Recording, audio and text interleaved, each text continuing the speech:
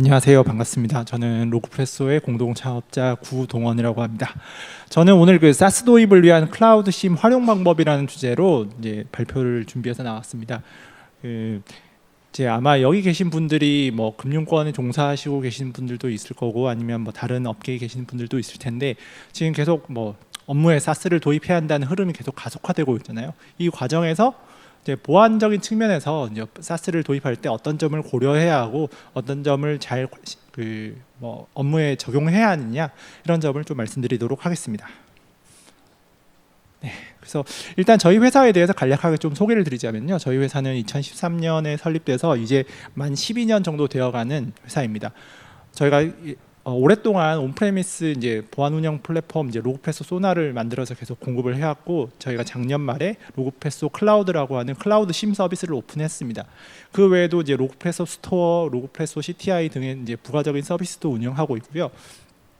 그리고 이제 보안에 관심 있는 분들은 아마 아시겠지만 로그프레소 CTI 리포트라는 것들을 계속 내놓고 있습니다. 여기서는 이제 그 다크웹에 유출된 뭐 크리덴셜이라든지 아니면 그 외에 어떤 악성 코드와 관련된 트렌드라든지 이런 것들을 저희가 공급하고 리포트로 내보내고 있습니다. 그래서 이런 것들에 관심 있는 분들이 있으시다면 저희 회사 홈페이지를 찾아주시거나 아니면 이 세션 끝나고 이제 저희 부스로 오시면 제가 또 많은 이야기들을 해드리도록 하겠습니다. 네.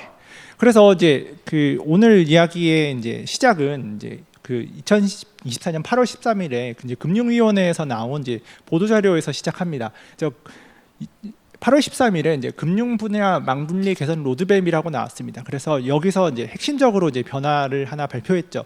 이제 생성형 AI와 사스를 금융회사 업무에 사용할 수 있게 하겠다.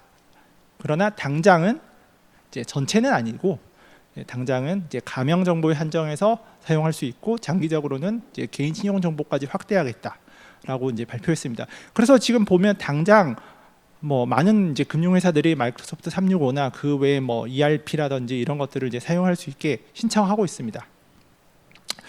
그런데 이제 뭐 보도 자료에서는 이제 장기적으로 이제 개인 신용 정보까지 활용할 수 있게 하겠다라고 해놨는데 이게 뭐 장기적으로라고 했지만 생각보다 이 장기라는 거는 이제 길지 않을 것 같습니다. 한 1, 2년 안에 아마 개인 신용 정보까지 이제 다 넘어갈 것 같아요. 그래서 이제 여기 이 보도 자료에 있는 도안을 조금 더 깔끔하게 정리해 봤는데 여기서 보면 이제 사스를 활용할 수 있게 하고 이제 생성형 AI도 활용할 수 있게 하고 그리고 사스에서 활용할 수 있는 데이터의 종류도 넓어지고 그다음에 적용할 수 있는 업무의 범위도 넓어진다고 합니다. 그래서 이제 뭐 단기적으로는 가명 정보, 장기적으로는 개인 신용 정보까지 할 수 있다고 하니까 이제 이런 측면에서 그러면 사스에서 결국 개인 신용 정보 관리를 잘 해야 한다라는 게 이 보도 자료에 이제 꼭지에 나와 있습니다. 그래서 이제 그런 부분을 이제 감안해서 이제 뭐 보안 모니터링 업무에 이제 많이 활용을 해야겠죠. 그런데 이 보도 자료에서 중요하게 또 살펴봐야 하는 거는 사스와 젠AI만 허용됐다가 아니라 이 두 가지 꼭지가 또 추가되어 있습니다. 내부 보안 거버넌스 강화와 전산 사고 발생에 대한 배상 책임 확대에 대한 이제 내용이 또 추가됐는데요. 네, 그래서 사실은 이제 보안 담당자들은 해야 할 일이 더 많아졌습니다. 그래서 이런 것들까지 다 고려해서 심을 도입한다든지 아니면 뭐 개별적인 뭐 사스나 아니면 엔드포인트 보안 솔루션들을 도입하는 데 있어서 이런 지점들을 또 고민을 하셔야 합니다. 그래서 이제 클라우드 심을 이제 이야기를 좀 해보고자 합니다. 클라우드 심을 왜 도입을 해야 하고 이게 어떠한 맥락에서 어떻게 이제 도입되어야 하는 건지에 대해서 좀 말씀드리겠습니다. 그래서 우리가 전통적인 이제 보안 체계라고 하면 이제 왼쪽에 보이는 이런 이제 뭐 레거시 보안 체계죠. 레거시 보안 체계는 이제 경계 안과 밖이 되게 분명하게 나뉘어져 있고 우리가 이제 안과 밖을 구분하는 구간에서 이제 사용하고 있는 다양한 솔루션들 뭐 방화벽이라든지 뭐 IPS, IDS라든지 이런 것들이 있을 거고요. 이제 그렇기 때문에 좀 되게 명확하게 우리가 해야 할 일과 그러니까 보안 담당자가 해야 할 일과 안 해야 할 일들이 어느 정도 구분이 되어 있었어요. 그런데 사스나 클라우드를 적극적으로 활용하는 이제 그 환경을 생각을 해보면 이제 오른쪽과 같은 화면이 되겠죠. 회사 안에도 뭔가 있고 회사 밖에도 있습니다. 회사 밖에도 있고 근데 이게 다 일관되게 있지 않아요. 어떤 것들은 사스에도 있고 어떤 것들은 퍼블릭 클라우드에 있고 어떤 것들은 뭐 온프레미스 환경 내에 있겠죠. 그러면 보안 관리자들은 어디까지 해야 하느냐? 다 해야 합니다. 이거를 다 관리해서 회사의 전체적인 보안 리스크를 이제 감소시켜야 하는 게 이제 보안 담당자의 역할이겠죠. 그래서 이제 그 이전과 좀 달라지는 거는 우리가 퍼블릭 클라우드와 사스와 그다음에 온프레미스 인프라까지 전체적인 것들에 대한 모니터링을 다 해야 하는데, 그러면 퍼블릭 클라우드는 그럼 퍼블릭 클라우드 안에서 보안만 해야 하느냐? 이게 아니게 된 거죠. 이게 아니게 된다는 게 굉장히 어려운 일입니다. 그래서 인프라 모니터링이라고 하는 측면에서 살펴보자면, 우리가 이제 범용적으로 많이 쓰는 퍼블릭 클라우드는 이제 AWS잖아요. 그러면 AWS 기준으로는 기본적으로 이제 인프라와 관련된 로그들, 그리고 보안과 관련된 로그들까지 포함해서 다 통합적으로 다 관리할 수 있어야 합니다. 클라우드 트레일, 가드듀티, 와프, S3 버킷에 대한 접근 로그라든지, 아니면 로드 밸런서에 대한 접근 로그라든지, 이런 것들까지 다 관리해야 합니다. 그리고 이제 인프라적인 측면에서 그러면 퍼블릭 클라우드만 쓰느냐? 이게 아니죠. 우리 보면 이제 인증에서도 쓰는 것들이 있고, 그다음에 메일에서도 쓰는 게 있고, 많이들 씁니다. 인증에서나 메일에서나 지메일도 쓰고, 오피스닷컴도 쓰죠. 오피스닷컴을 쓰면 이제 MS 엔트라이 아이디도 같이 쓰게 되고, EDR 같은 경우에는 MS 디펜더 클라우드 버전을 쓰기도 하고, 크라우드 스트라이크를 쓰기도 하고, 그다음에 요즘 이제 국내 작은 회사들, 스타트업 같은 경우에는 엑소스피어 같은 것들을 이제 DLP나 안티바이러스 용도로 쓰죠. 그리고 락을 쓰는 경우에도 온프레미스 락을 쓰는 게 아니라 지니언 클라우드를 써서 클라우드 락을 씁니다. 그리고 이제 업무들마저도 다 클라우드로 올려가 있고 사스로 씁니다. 개발을 하시는 분들은 지라나 깃허브를 쓰실 거고, CRM을 쓰시는 분은 세일즈포스 아니면 허브스팟 같은 것들을 쓰실 거고요. 그 외에도 그루베어로 네이버웍스 같은 것들을 쓰시는 분들도 있을 거고, 원패스워드 같은 것들을 쓰시는 분들, 그리고 노션을 쓰시는 분들도 굉장히 많으실 겁니다. 그러면 이제 이런 애플리케이션 같은 경우에는 또 어떻게 모니터링을 해야 하느냐? 보안 담당자들은 또 뭘 신경을 써야 하느냐 생각해 보면, 이제 크게 네 가지 이제 애플리케이션을 생각해 봤을 때, 마이크로소프트 365 같은 경우에는 원드라이브나 쉐어포인트에서 쓰는 이제 문서들을 어떻게 저장하고 누가 어떻게 액세스하고, 여기서 파일의 민감도는 누가 언제 수정하고, 이거 누가 공유 설정해서 누가 내보냈고, 이거 근데 내보냈더니 어떤 IP에서 들어오고, 이런 것들을 다 모니터링 할 수 있어야 하고요. 구글 워크스페이스 같은 경우에는 누가 어떻게 인증하고, 구글 미트를 어떻게 세팅했고, 그다음에 마찬가지로 여기도 구글 드라이브에서 어떤 파일을 어떻게 공유했고, 이런 것들을 다 모니터링 할 수 있어야 합니다. 이게 지금 더 이상 예전처럼 다 모든 거 안 된다고 해서 다 막아놓고 할 수 있는 시대가 아니기 때문에, 결국은 다 허용은 해주지만 결국은 사후 감사가 굉장히 중요해지는 거죠.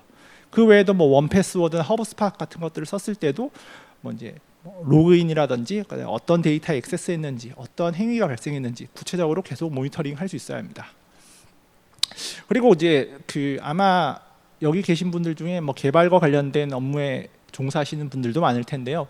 작년에 CI/CD 파이프라인의 도사리는 이제 사이버 보안 위협에 대해서 미국의 NISA와 NSA와 CISA가 이제 보고서를 발표했어요. 한 5페이지 정도 되니까 짤막하게 읽어보시면 좋을 것 같습니다.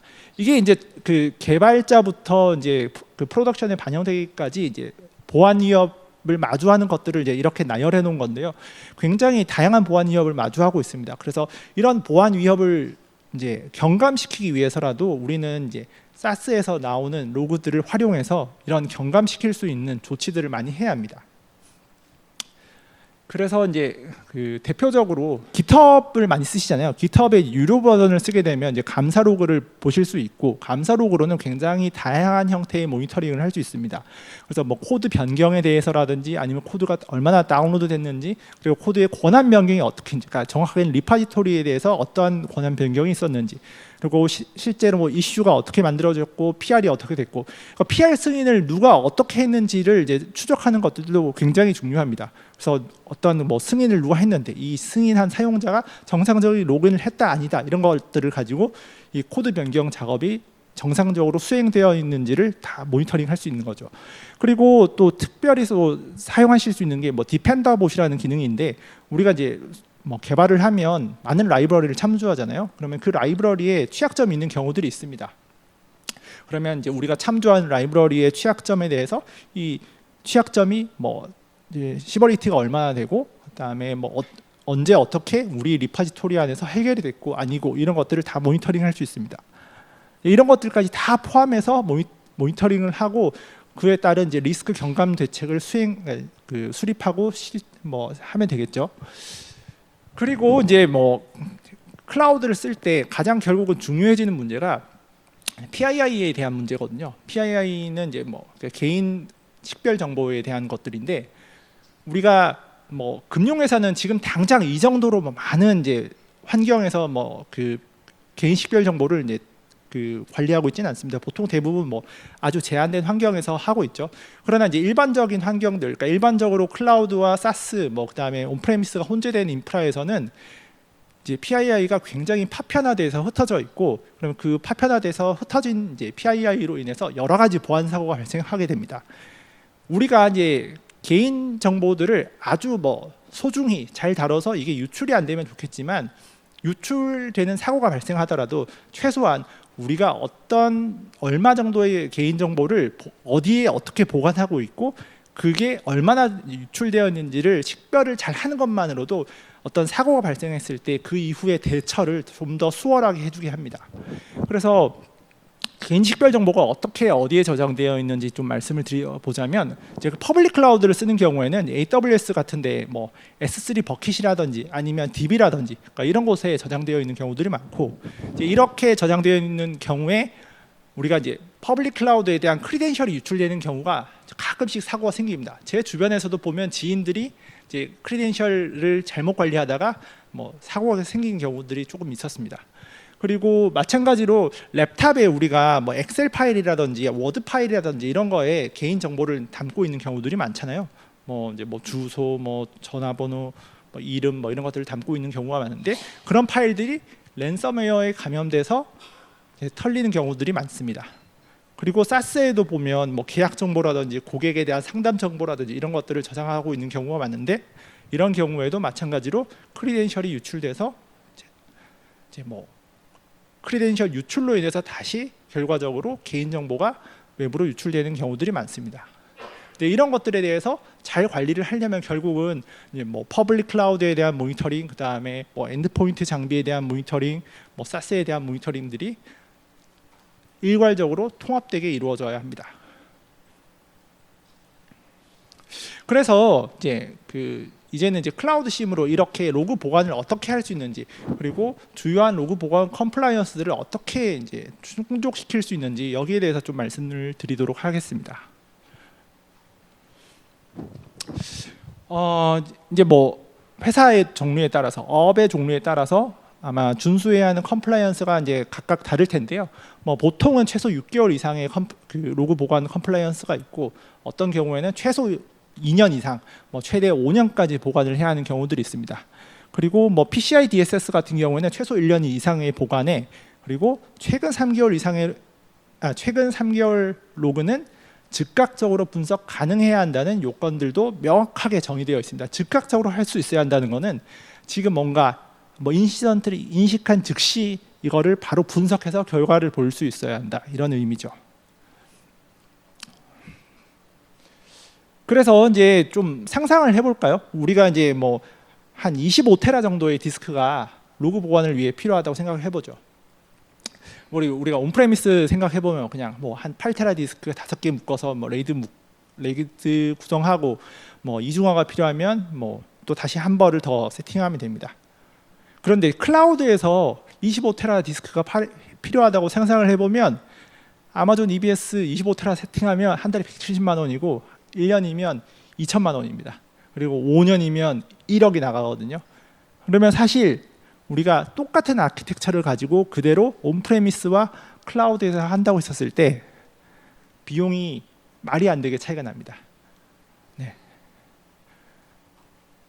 그러나 이제 클라우드에서는 결국은 우리가 전통적으로 생각해왔던 온프레미스 그대로, 이 구조 그대로 가는 게 아니라 블록 스토리지와 오브젝트 스토리지를 적절히 잘 활용해서 단기 로그와 장기 보관 로그를 이제 각각 구분해서 저장하는 작업들이 필요하죠. 그러니까 블록 스토리지, 우리가 이제 흔히 기존에 사용하던 SSD를 상상해 보면 됩니다. SSD는 뭐 고속의 I/O 작업도 할 수 있고 지연도 없고, 그러나 그 퍼블릭 클라우드 서비스에 쓰면 고정된 용량을 할당해야 하고, 이게 용량은 실제로 내가 얼마를 쓰든 안 쓰든 고정된 비용이 계속 나가게 됩니다. 그리고 용량당 단가도 비싸죠. 그러나 이제 오브젝트 스토리지를 생각해 보면, 오브젝트 스토리지는 대규모 데이터를 처리하는데 굉장히 최적화되어 있습니다. 그러나 지연이 길죠. 한 100ms씩 됩니다. 그러나 오브젝트 스토리지를 쓰면 저장하거나 읽은 용량만큼 과금할 수 있고, 그래서 만약에 뭐 최종적으로 30테라를 쓰더라도 지금 당장은 내가 100기가만 쓰고 있다. 그럼 100기가만 내면 되는 거죠. 그러나 블록 스토리지를 쓰는 경우에는 이제 디스크를 할당해 놓은 양만큼 다 비용을 계속 내야 합니다. 그래서 이런 식의 이제 비용 지불 구조가 가능해지는 거죠. 만약에 2년치 로그를 저장을 해야 한다라고 하면 2년 동안 누적된 데이터에 대해서만 이제 월간 요금을 지불하게 되는 거고, 2년치 요금을 다 지불하는 시점은 실제로 24개월이 지난 이후에 이렇게 되는 거죠. 그러나 만약에 우리가 EBS로 이제 다 처음부터 디스크를 다 할당해 놓는다고 하면 처음부터 여기까지 끝까지 다 똑같은 요금을 내야 하고, 그리고 요금도 훨씬 비쌉니다. 그렇기 때문에 이제 그 클라우드에서 로그를 장기 보관해야 하는 컴플라이언스를 준수하려고 한다면, 단기 로그는 이제 우리가 뭐 자주 분석하고, 보통 이제 보안 로그들 보면 우리가 뭐 한 달, 뭐 두 달, 뭐 길면 한 세 달 정도의 로그들을 자주 분석하고, 이후 로그는 다 컴플라이언스 때문에 이제 장기 보관을 하잖아요. 그런 것들을 생각해 보면 비싼 디스크에는 최근 데이터들, 싼 디스크에는 이제 오랫동안 저장하는 데이터들을 이제 보관하면 되겠습니다. 그러나 이렇게 저장하는 것이 단순히 뭐 기술적으로 뭐 물리적으로 나누어서 저장한다뿐만 아니라 편리함에 있어서는 이게 물리적으로는 분리되어 있어도 논리적으로는 통합되어 있는 구성을 제공을 해줘야 우리가 보안 관련 업무에서 어떤 데이터를, 장기 데이터를 분석해야 할 경우가 있을 때 장기 데이터와 단기 데이터를 통합해서 분석할 수 있게 됩니다. 그런데 이제 우리가 이제 클라우드에서 이제 로그 보관 컴플라이언스를 준수한다고 했을 때 이제 외산 서비스를 좀 고민한다고 하면 사실 많이 비싸고, 이제 뭐 장기 보관이나 이런 것들도 좀 어렵습니다. 뭐 이제 국내 리전도 없다든지, 아니면 국내 리전이 있더라고 해도 뭐 한 달에 뭐 1,000만 원씩 넘어가는 비용이 나가기 때문에 뭐 대기업이 아닌 이상 이런 서비스를 도입하는 게 어렵죠.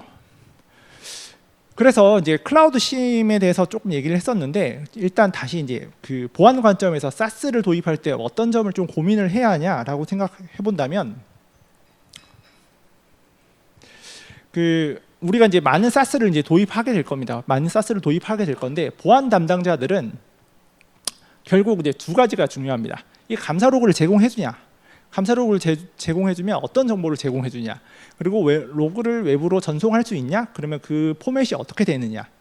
그러니까 첫 번째로는 감사 로그 제공 여부와 제공 정보인데, 대부분의 SaaS는 가장 비싼 요금에서 감사 로그 외부 전송을 지원을 합니다. 근데 그와 더불어서 감사 로그에서 또 확인해야 할 거는, 우리가 그 SaaS 서비스 벤더가 제공해주는 감사 로그가 실제로는 충분치 않을 수 있습니다. 가령 로그인과 뭐 어떤 행위에 대해서 그 감사 로그를 제공한다고 했을 때, 로그인에 대한 기록은 그러면 로그인한 뭐 사용자 IP, 뭐 그다음에 뭐 단말에 대한 정보를 좀 충분하게 제공해줘야 하는데, 이제 그런 것들이 충분하지 않은 경우들도 있을 수 있고, 그다음에 행위에 대해서도 특히 민감 정보를 다루는 이제 그 SaaS의 경우에는 뭐 이 행위가 뭐 민감 정보를 다루고 있는지 아닌지에 대해서도 이제 정보를 담고 있어야 하고, 어떤 민감 정보인지도 담고 있어야 하고, 그다음에 뭐 민감 정보를 담고 있다고 하면 민감 정보의 건수가 몇 건인지에 대해서도 사실은 감사 로그에 충분히 제공되어야 합니다. 그런데 이제 그렇지 않은 경우들이 많기 때문에 이후에 이제 뭐 SaaS를 도입을 하는 경우가 있다고 하면 감사 로그에서 이런 것들이 충분히 제공되는지, 이런 것들을 이제 좀 잘 파악하실 필요가 있습니다. 그리고 연동 방식 같은 경우에는 뭐 REST API라든지 아니면 뭐 시스로그라든지 웹훅이라든지 이런 것들로 다 제공을 하는데, 이제 이런 것들을 제공할 때 뭐 우리가 사용하는 CM에서 제공하는, 그러니까 연동 가능한 방식인지 이런 것들도 꼭 확인해 보셔야겠죠. 오늘 발표에서 사실은 가장 핵심적으로 결국 얘기해야 하는 거는, 결국 이제 금융권에서 그 아까 보여드렸던 금융보안원의 보도자료는 사스와 젠AI를 허용할 건데 민감 정보를 잘 관리해서 사용해야 한다. 유출 사고 내면 안 된다. 배상 책임 많이 물리겠다는 얘기입니다. 그래서 결국은 사스를 도입하고 사스를 이제 CM에 통합하는 과정에서 이런 민감 정보들을 잘 관리해야 한다는 건데요. 아마 마이크로소프트 365를 좀 비싼 돈 요금제로 쓰시는 분들은 아마 이거 보신 분들도 좀 있으실 겁니다. 그 애저에 있는 AIP, 그러니까 애저 인포메이션 프로텍션 서비스인데 여기서 세팅을 이렇게 저렇게 하면 엑셀 파일이나 파워포인트 파일에 그 개인정보, 그러니까 한국 기준으로 이제 개인정보라고 볼 수 있는 뭐 운전면허 번호, 그 여권 번호, 뭐 주소, 뭐 전화번호, 뭐 주민등록번호 같은 것들이 파일에 있을 경우 자동으로 식별돼서 이것들의 문서 이 정보를 담고 있는 문서의 민감도 이렇게 자동으로 상향시킵니다. 그러면 이렇게 상향시키는데 그 상향시킨 문서의 민감도를 임의로 그 누군가가 조정을 하는 경우가 있어요. 그러면 그렇게 조정이 됐을 때 이런 식으로 즉각적으로 파악을 할 수 있어야 합니다. 이게 사스에서 감사 로그를 잘 제공해줘야 할 수 있는 일이거든요. 아까 전에도 제가 말씀드렸지만 사스에서 감사 로그, 뭐 개인정보, 민감정보를 담고 있는지, 뭐 어떤 행위를 했는지 이런 로그들을 잘 가져올 수 있으면 이런 식으로 즉각적으로 누군가가 민감한 정보를 담고 있는 파일을 어떤 권한 변경을 했다, 누가 외부 전송을 했다, 이게 뭐 사전에 승인이 안 난 파일을 외부 전송했다, 이런 것들까지 다 CM에 통합해서 모니터링을 할 수 있게 됩니다. 이런 것들을 이제 다 보안 담당자들이 할 수 있어야 합니다. 생각만 해도 머리가 아프네요. 그래서 이제 클라우드 심을 이제 도입을 해서 이런 이제 모니터링을 해야 한다고 말씀드렸는데, 그러면 어떤 점을 이제 그 클라우드 심에서 더 중요하게 생각을 해야 하냐? 라고 하면 이제 뭐 제가 크게 6가지를 뽑습니다. 이젠 더 이상 인프라 엔지니어가 회사에 잘 없거든요. 그렇기 때문에 사실 인프라를 사람들이 잘 모릅니다. 그래서 이런 사스 연동을 굉장히 쉽게 해줄 수 있어야 한다라고 하는 게 제가 이제 강조드리는 지점이고요. 그리고 더 이상 우리가 생각하고 있는 그 보안과 비보안을 구분하는 게 의미가 없어진 시대이기 때문에 심에서는 보안과 비보안을 구분하지 않고 데이터를 통합해 줄 수 있어야 한다라고 제가 이야기합니다. 그리고 아까 말씀드린 것처럼 단기 로그부터 장기 로그까지 통합 분석할 수 있어야 하고요. 그리고 다음에 온프레미스 쪽에 있는 로그들도 잘 통합할 수 있어야 합니다. 왜냐하면 우리가 여전히 온프레미스 환경에 많은 이제 뭐 그 장비들을 이미 놓고 쓰고 있는 것들 있잖아요. 그러나 그것들을 버려놓고 그거는 온프레미스는 온프레미스에서 해야 돼, 이럴 수는 없습니다. 이것까지 다 잘 통합할 수 있어야 하고요. 장기 보관이 저렴해야 합니다. 그 클라우드를 쓴다고 해서 온프레미스 대비 뭐 수십 배씩 비싸지는 이런 이제 요금제는 말이 안 되는 거죠. 그리고 많은 업무를 자동화할 수 있어야 합니다. 왜냐하면 아까도 말씀드렸지만 계속 해야 하는 이제 업무의 범위가 넓어지고 깊이가 깊어지는데 이거를 뭐 그렇다고 해서 사람을 더 채용해서 할 수가 없죠. 사람도 없고 사람도 비싸기 때문에 우리는 훨씬 더 많은 일들, 단순한 일들은 자동화할 수 있어야 합니다. 그래서 저희가 이제 작년 말에 처음으로 이제 국내 최초로 이제 클라우드 심 서비스를 내놨고요. 이제 클라우드 심, 이제 로그패스 클라우드라고 하는 클라우드 심 서비스는 30분 안에 인스턴스 프로비저닝까지 자동화되어 있는 이제 클라우드 심 서비스입니다. 그래서 단기 보관 로그는 이제 블록 스토리지에 저장하고 장기 보관 로그는 자동으로 이제 오브젝트 스토리지에 저장해서 클라우드 심을 쓰더라도 우리가 뭐 생각하는 이런 엄청난 요금이 아니라 우리가 생각하는 합리적인 요금 수준에서 이제 클라우드 심 서비스를 사용할 수 있게 됩니다.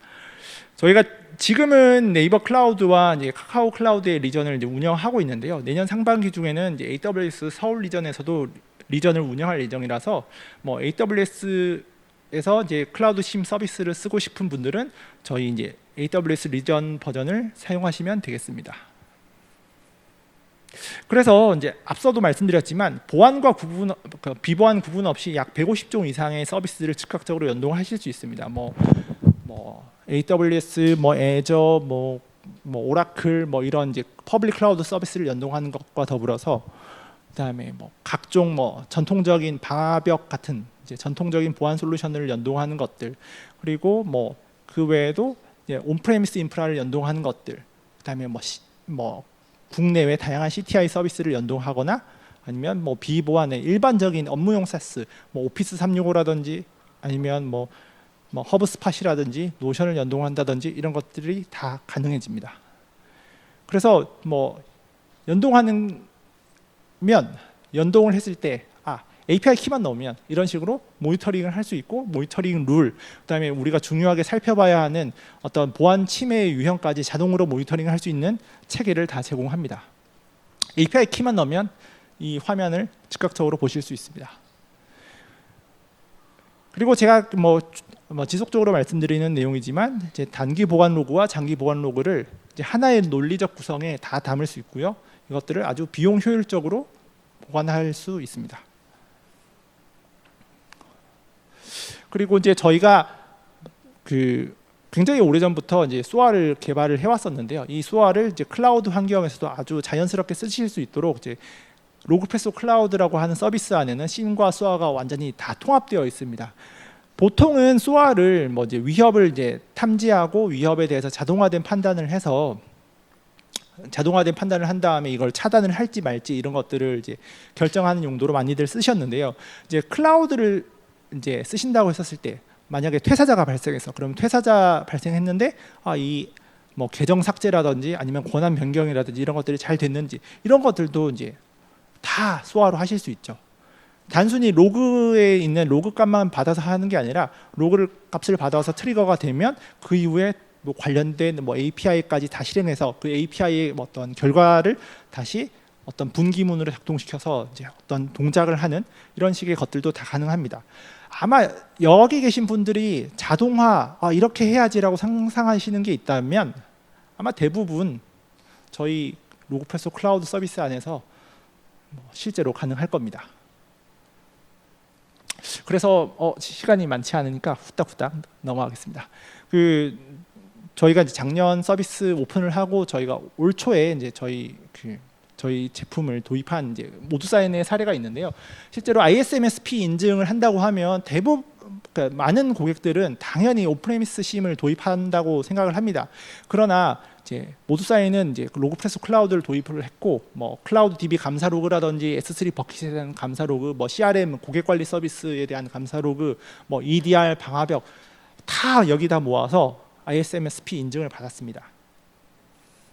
그래서 ISMSP 인증을 받을 때 로그 관리 측면에서 뭐가 중요하냐라고 하면 로그를 잘 보관을 해야 한다, 훼손이 되지 않아야 한다, 일정 기간 이상 보관해야 한다는 어떤 요건들이 있는데 이제 이런 것들을 다 충족하면서 클라우드 네이티브 환경으로 심을 구성을 했습니다.